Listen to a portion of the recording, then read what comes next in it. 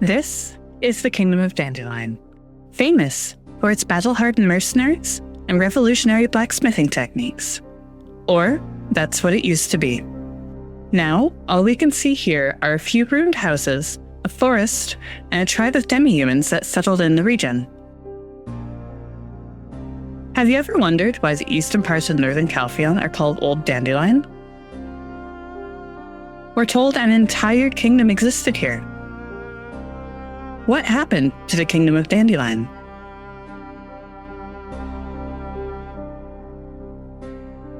To answer that, let's go back in time.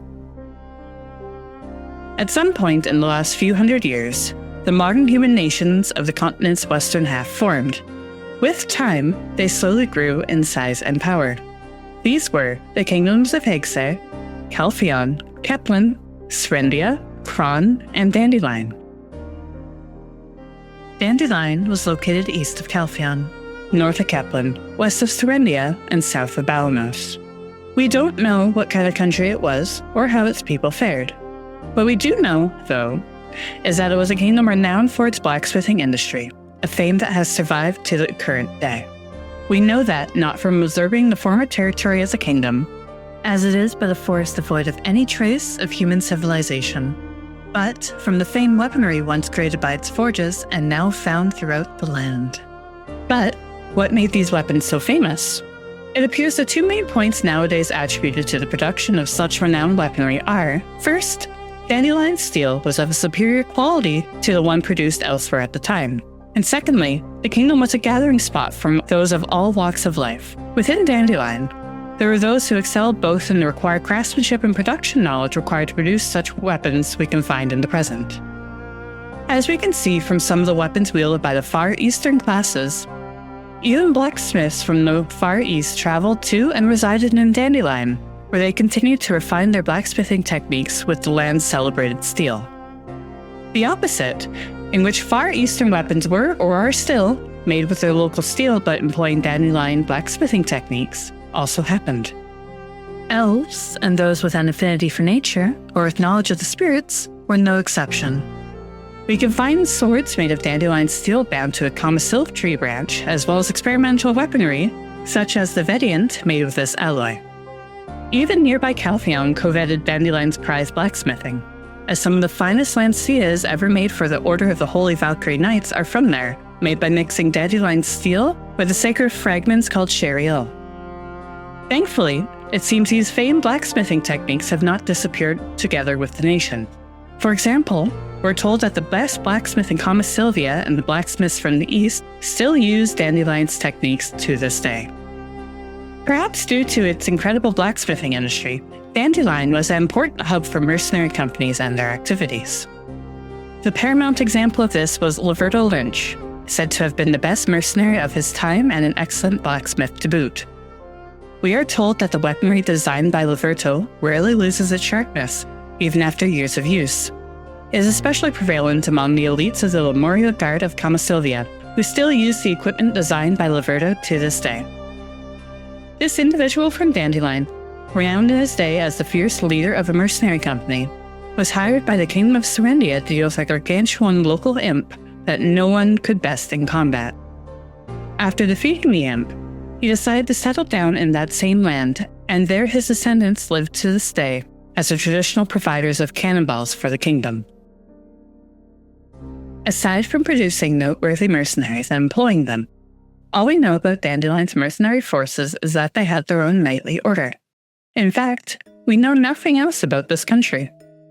We can, however, theorize the following. First, fortifications held by the Delph Knights of Calpheon and the forest borders might have been part of the Kingdom of Dandelion in the past. Delph Knights Castle, the biggest of these fortifications, may even have been Dandelion's capital. Second, the gigantic underground cavern spanning the entirety of the forest could have been the source of the ore for the booming blacksmithing industry of the kingdom, even though in the present there are no remnants of this being the case down there. And finally, we can infer from the sheer size of the former Kingdom of Dandelion based on the size of the zone that is called Old Dandelion, and the borders that it shares with the western edges of Balanos and the eastern edge of Calpheon, Based on this, it is likely that the Kingdom of Dandelion stretched from Kuranda Ridge in the Balnos Mountains to the east and north, as far west as the eastern farmlands of Calpheon, and as far south as the Demi River. Further reinforced by the continued presence of Harpy symbolism on weaponry, and what could have potentially been the country's flag. We don't know its relationship with other kingdoms, its politics, or even what specifically led to its destruction and seemingly disappearance. However, we do know when the Kingdom of Dandelion disappeared.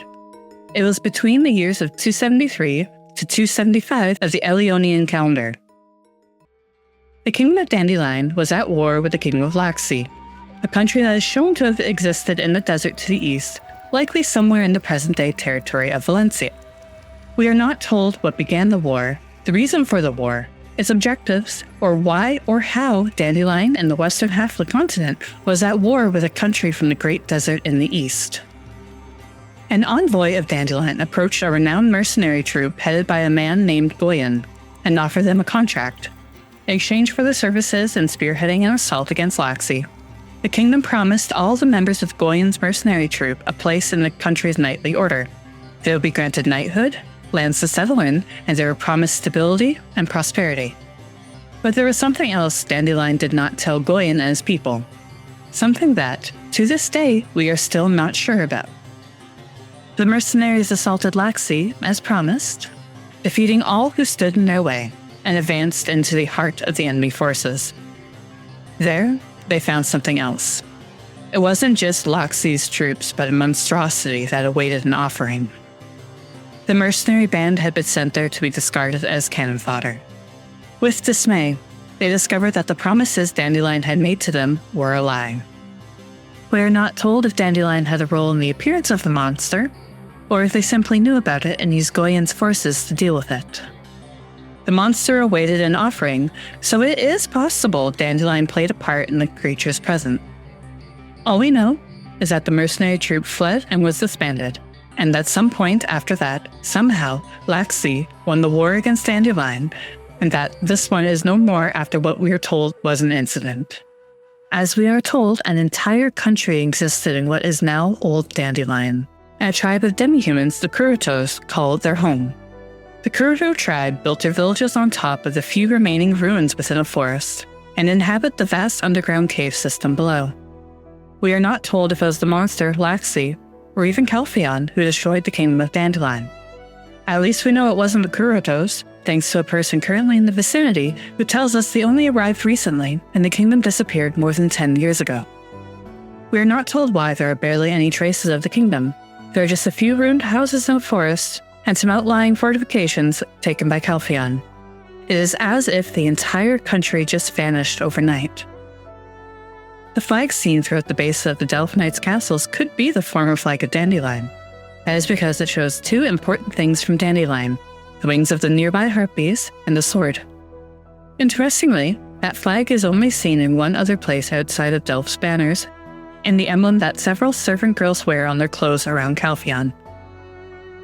The only other detail we can surmise from existing texts is that while the English localization may be calling either Dandelion or Laxi an ally Calpheon, the original Korean states that the ally part is a Yeonbang-kul of Calpheon, where it is federal state, federal country, federation, or commonwealth. That could mean Dandelion, assuming they are the subject of this description, may have already lost their sovereignty by the time of its war against Laxi, and in some capacity already be part of the then Kingdom of Calpheon. Same time, due to how that text is worded in Korean, we cannot determine if the federated state refers to Dandelion or if it refers to Laxi. While Dandelion would make a lot more sense considering it was located right next to Calpheon, Laxi could have been conquered by Calpheon during its war against Valencia. However, why would a country right next to Calpheon be at war with an ally or part of Calpheon in the eastern desert? For us, it makes more sense if it was Dandelion who had become part of Calpheon and was at war with a country in the east, perhaps a leftover from the Calpheon-Valencia War that unofficially ended some years prior to Dandelion's disappearance. Still, the mystery remains. What happened to the Kingdom of Dandelion?